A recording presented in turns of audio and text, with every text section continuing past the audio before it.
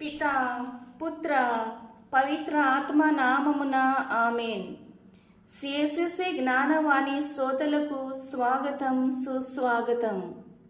ఈరోజు మనము నవంబర్ 21వ తేదీన విశ్వ శ్రీ సభ మరియా తల్లిని దేవాలయంలో సమర్పించినటువంటి పండుగను జరుపుకుంటున్నాము.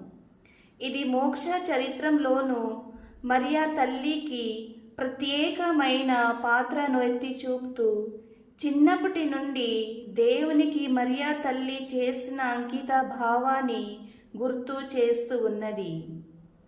యూదుల ఆచారం ప్రకారము ఇంటిలో పుట్టిన మొదటి బిడ్డను దేవాలయంలో సమర్పించటం అనేది ఒక ప్రత్యేకమైన సంప్రదాయం.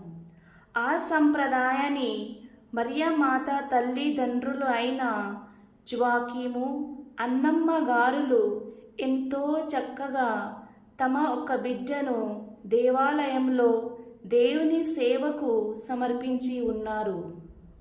ఇది మరియా తల్లి ఈ యొక్క పరిశుద్ధతను మనకు తెలియచేస్తూ ఉన్నది. మరియు యేసు మరియా తల్లిగా ఆమె పోషించబోయే సాధారణము కాని పాత్ర కోసం సిద్ధమైనది. ఈ సమర్పణ దేవునికి ఆమె సమర్పించే సమర్పణమే మాత్రమే కాకుండా మరియా తల్లి అచంచలమైన మరియు స్వచ్ఛతను కూడా మనకు గుర్తు చేస్తూ ఉన్నది. మరియా తల్లి దేవుని చిత్తానికి అవును అని చెప్పటానికి అనుమతించింది. మరియా తల్లి యొక్క సమర్పణ దేవునికి మన యొక్క సమర్పణను గుర్తు చేస్తూ ఉన్నది. దేవుని ఉద్దేశానికి మరియా తల్లి ఏ విధముగా తన జీవితాన్ని సమర్పించి ఉన్నదో మనము కూడా దేవుని యొక్క సంకల్పాన్ని నెరవేర్చటానికి సిద్ధమై ఆయన ముందు ప్రతిరోజు మనలను మనము సమర్పించుకోమని ఆహ్వానించబడుతున్నాము. మరియా తల్లి సమర్పణ మన అందరినీ పవిత్రతమైన జీవితం జీవించటానికి ఆహ్వానిస్తూ ఉన్నది.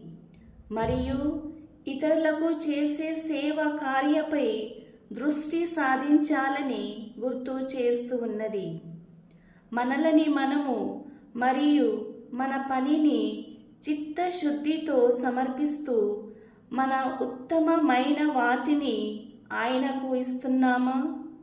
ఈ సమర్పణ మనం చేపట్టే చిన్న రోజువారీ పనులలో దేవుని పిలుపును అనుసరించటానికి వినయం, విశ్వాసం మరియు సంసిద్ధతను పెంపొందించాలని ఆహ్వానిస్తూ ఉన్నది.